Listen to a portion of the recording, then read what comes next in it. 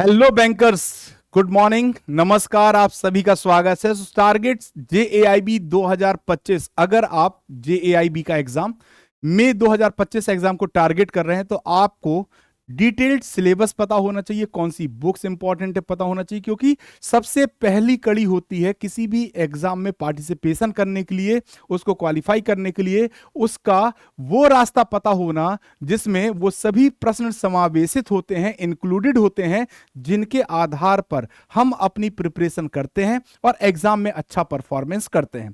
तो आज का सेशन इसी चीज के ऊपर बेस्ड है दोस्तों कि target JAIIB 2025 detailed syllabus and important books कैसे हमें तैयारी करनी है, कौन से पेपर हमें देखने होंगे और किन सब्जेक्ट्स में कौन कौन से मॉड्यूल्स हमारे लिए बहुत इंपॉर्टेंट रहने वाले हैं, किन किताब से हम न्यूमेरिकल्स को अटेम्प्ट करें जिससे कि हमारे एग्जाम में वैसे ही न्यूमेरिकल हमें मिले। तो ये सेशन हम स्टार्ट करते हैं दोस्तों। चलिए, सबसे पहले अगर हम बात करें दोस्तों तो IIBF Indian institute of banking and finance हमारे इस एग्जाम को ऑर्गेनाइज करता है और ये एग्जाम जेएआईबी और डीबीएफ एग्जाम के नाम से जाना जाता है, जहां पर सिलेबस और टॉपिक्स 2025 जो हमें देखने को मिलेंगे वो 2023 के ही रिवाइज्ड सिलेबस के आधार पे हमारा सिलेबस होगा, जो अभी कैरी ऑन कर रहा है आईआईबीएफ। अभी तक उन्होंने कोई नया चेंज का नोटिफिकेशन नहीं दिया है। ठीक है दोस्तों, चलिए अब देखिए आईआईबीएफ का जो रिवाइज सिलेबस है उसके अनुसार अगर हम देखें, according to the IIBF revise syllabus देखें तो हमें जेएआईबी या डीबीएफ के एग्जाम में 4 पेपर पार्टिसिपेट करने हैं। पेपर नंबर 1, हमारा पेपर नंबर 1 कौन सा होगा दोस्तों? Paper number 1 IEIFS, Indian economy and Indian financial system. यानी ये पेपर 2 हिस्सों में बटा है, इंडियन इकोनॉमी और इंडियन फाइनेंशियल सिस्टम। ठीक है दोस्तों, फिर आ जाता है हमारा पेपर 2 जिसे हम कहते हैं PPB, principles and practices of banking, second paper है। फिर आ जाता है paper 3 accounting and financial management for bankers, जिसे हम आसान शब्दों में एएफएम के नाम से जानते हैं। चौथा पेपर होता है retail banking and wealth management, जिसे हम आरबीडब्ल्यूएम के नाम से जानते हैं। तो सबसे अच्छा तरीका यह है कि हमें जो 4 पेपर दिए गए हैं, हर एक पेपर में 4 मॉड्यूल हमें दिए गए हैं आईआईबीएफ की तरफ से, जो कि हमारा टारगेटेड सिलेबस होगा। यानी अगर हम आईईआईएफएस की बात करें तो हमें 4 मॉड्यूल कवर करने हैं, मॉड्यूल ए, बी, सी और D. Module A Indian economy, economic architecture, economic concept related to banking, Indian financial architecture और फाइनेंशियल प्रोडक्ट्स एंड सर्विसेज। यानी सी और डी जो हमारा मॉड्यूल होगा दोस्तों, सी और डी ये हमारा इंडियन फाइनेंशियल सिस्टम से होगा और ए और बी मॉड्यूल होगा वो इंडियन इकोनॉमी से होगा। ठीक, इसी प्रकार पीपीबी के भी 4 मॉड्यूल हैं। पहला मॉड्यूल है जनरल बैंकिंग ऑपरेशंस, फिर है lending operations of bank, banking technology और एथिक्स। देखिए बहुत इंपॉर्टेंट है, एथिक्स बहुत इंपॉर्टेंट है। आजकल जितने भी एग्जाम होते हैं सब जगह एथिक्स पूछा जाता है, एथिक्स की जरूरत भी है।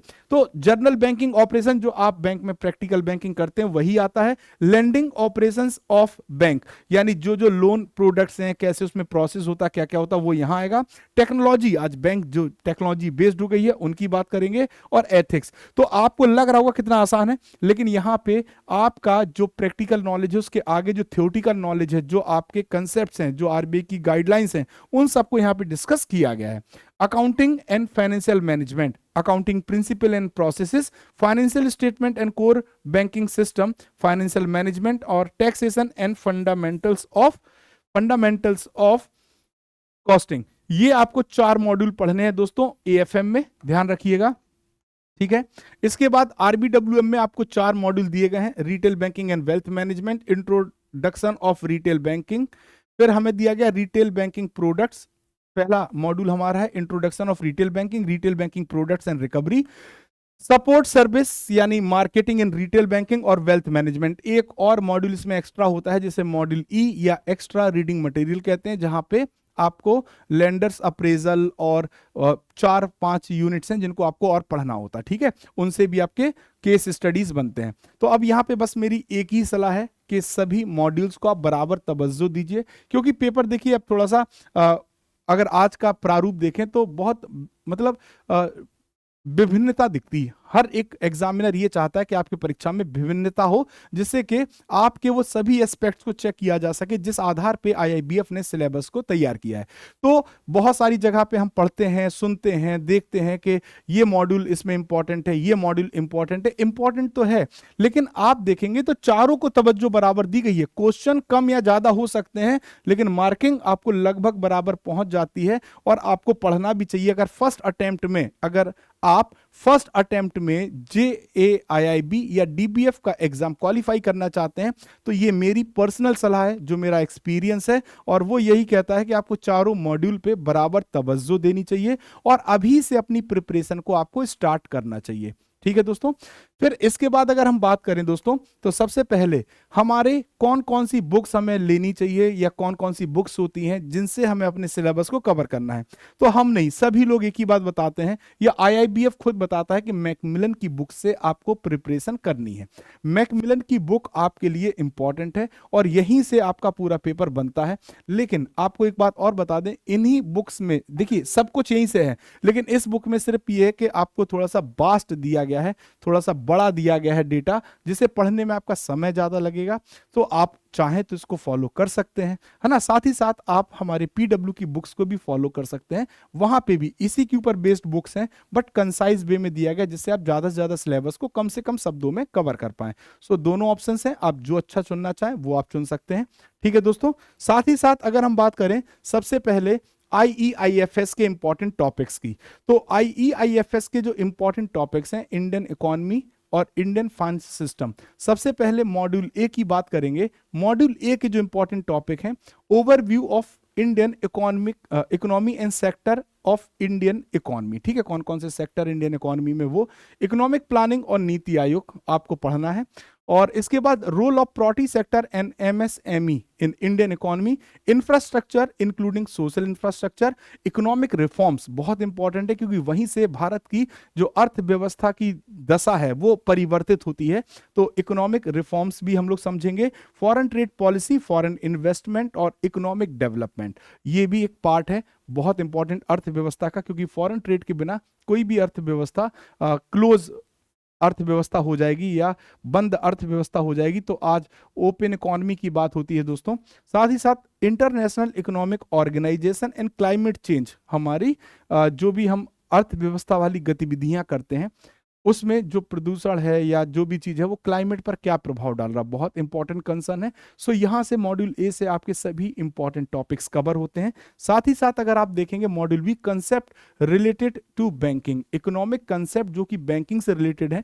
जैसे अगर आप देखेंगे फंडामेंटल ऑफ इकोनॉमिक्स, माइक्रो और मैक्रो अर्थव्यवस्था आपको देखनी होती है। डिमांड एंड सप्लाई पढ़ना है, मनी सप्लाई एंड इन्फ्लेशन आपको देखना है, थ्योरी ऑफ इंटरेस्ट आपको देखना है, monetary policy and fiscal policy देखना है, नेशनल इनकम एंड जीडीपी का कंसेप्ट आपको कंप्लीट देखना है। ये आपका मॉड्यूल बी के इंपॉर्टेंट टॉपिक्स हैं।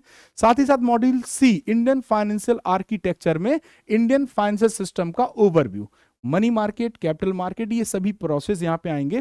फिर आपको देखना है इंडियन बैंकिंग स्ट्रक्चर और बैंकिंग लॉ, जहां पर बैंकिंग रेगुलेशन एक्ट 1949 की बात करेंगे, आरबीआई एक्ट 1934 की बात की जाएगी, डेवलपमेंट फाइनेंशियल इंस्टीट्यूशंस की बात करेंगे, माइक्रो फाइनेंस इंस्टीट्यूशंस की बात करेंगे, इंश्योरेंस कंपनीज की बात करेंगे, एनबीएफसीज की आपको बात करनी है, इंडियन फाइनेंशियल सिस्टम और reforms and development in banking sector. तो ये आपके वो इंपॉर्टेंट टॉपिक्स हैं जो मॉड्यूल बी में पूछे जाते हैं।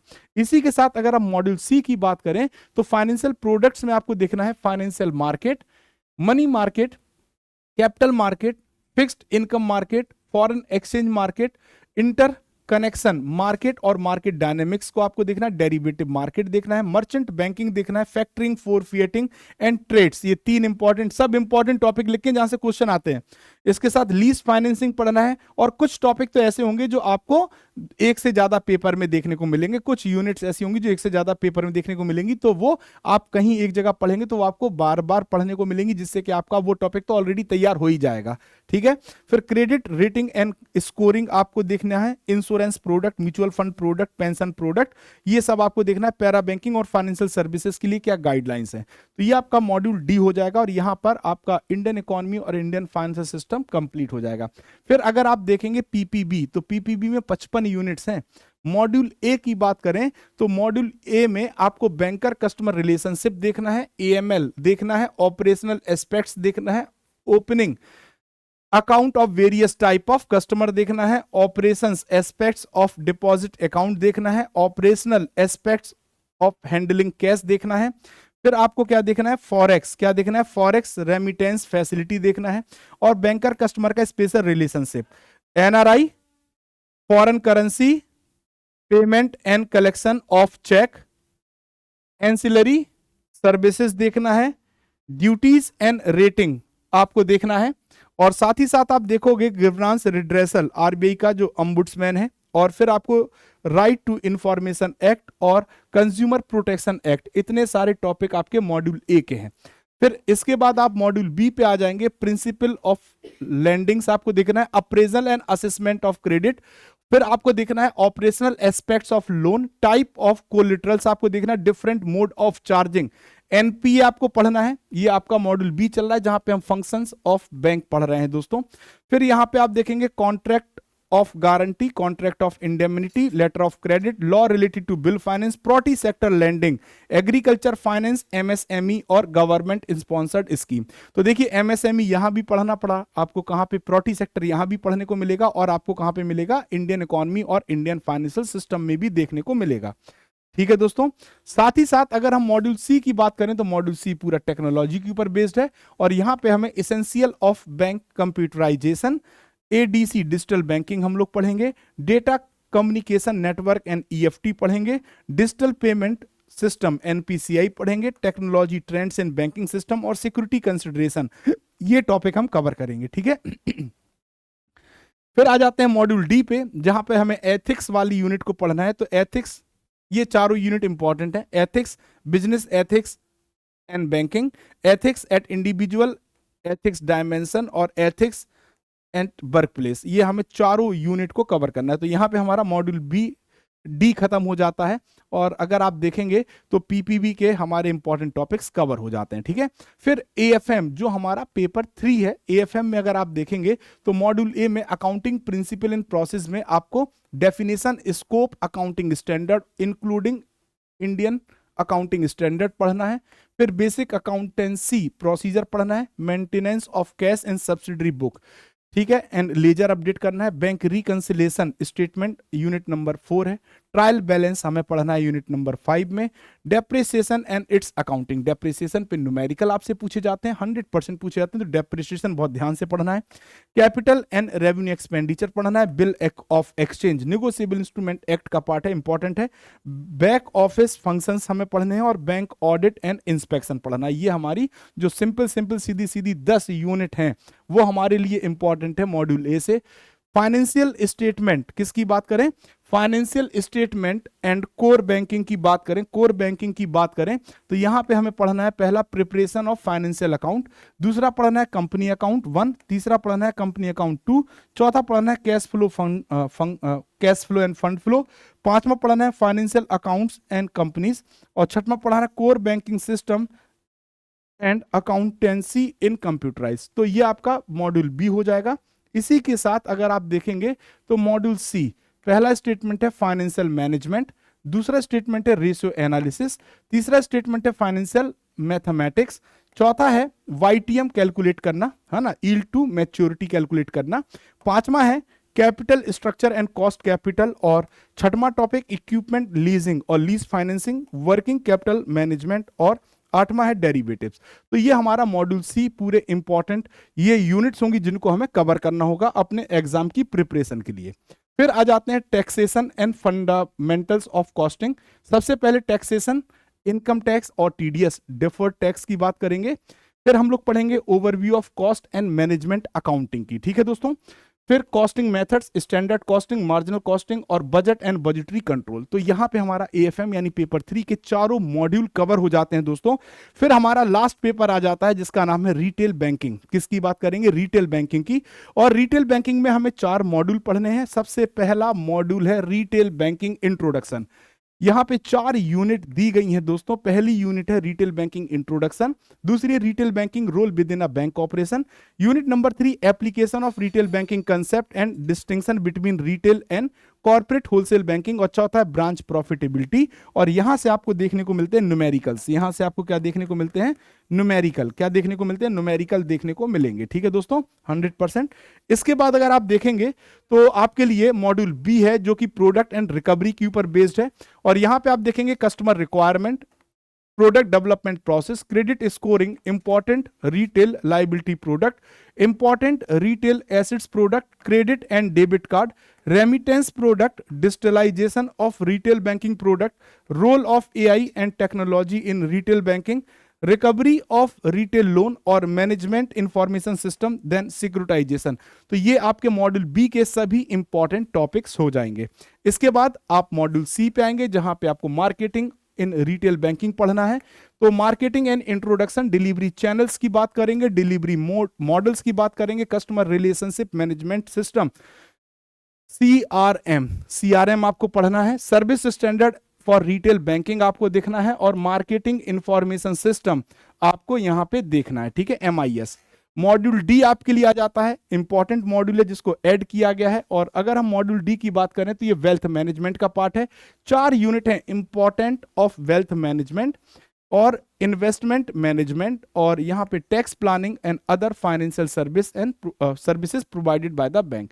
तो यहां भास्कर सर आपके साथ जुड़ेंगे और बढ़िया से आपको रिटेल बैंकिंग की तैयारी कराएंगे। ठीक है दोस्तों, तो दोस्तों ये था हमारा सेशन जहां पर हमने आपके लिए वो इंपॉर्टेंट टॉपिक्स को डिस्कस किया जो आपके लिए जरूरी हैं। और अगर आप टारगेट कर रहे हैं JAIB DBF तो आपके लिए बहुत अच्छा है कि आप हमारे सभी बैचेस को, सभी ई बुक्स को, मॉक टेस्ट को, DPPs को एक साथ कलेक्ट कर सकते हैं और आप हमारे साथ तैयारी कर सकते हैं JAIB महापैक के साथ। किसके साथ दोस्तों? JAIB महापैक 1 ईयर सब्सक्रिप्शन 3,699 रुपए मात्र में आपको मिलेगा, यानी 60% का आपको डिस्काउंट मिल रहा है। और 2 ईयर महा सेलिब्रेशन के लिए आपको ये बेनिफिट्स मिल रहे हैं। आप 200 रुपए का एक्स्ट्रा डिस्काउंट भी ले सकते हैं और इसके लिए आपको यूज करना है JCW 2 ईयर्स। JCW 2 ईयर्स ये हमारा कोड होगा, कूपन कोड। इस कूपन कोड को यूटिलाइज करेंगे 200 रुपए और एक्स्ट्रा डिस्काउंट मिल जाएगा। साथ ही साथ हमारा JAIB फाउंडेशन बैच आप सभी के लिए अवेलेबल हो गया है। 2025 की तैयारी कर रहे हैं और यहाँ पे चारों पेपर की क्लासेस आपकी यहाँ पे चल रही हैं। ठीक है दोस्तों, सो यहाँ पर भी आप लीस्ट प्राइस में 1,899 रुपए में हमारे बैच के साथ जुड़ सकते हैं और JCW 2 ईयर्स कोड लगाएंगे तो 200 रुपीज एक्स्ट्रा आपको डिस्काउंट मिल जाएगा।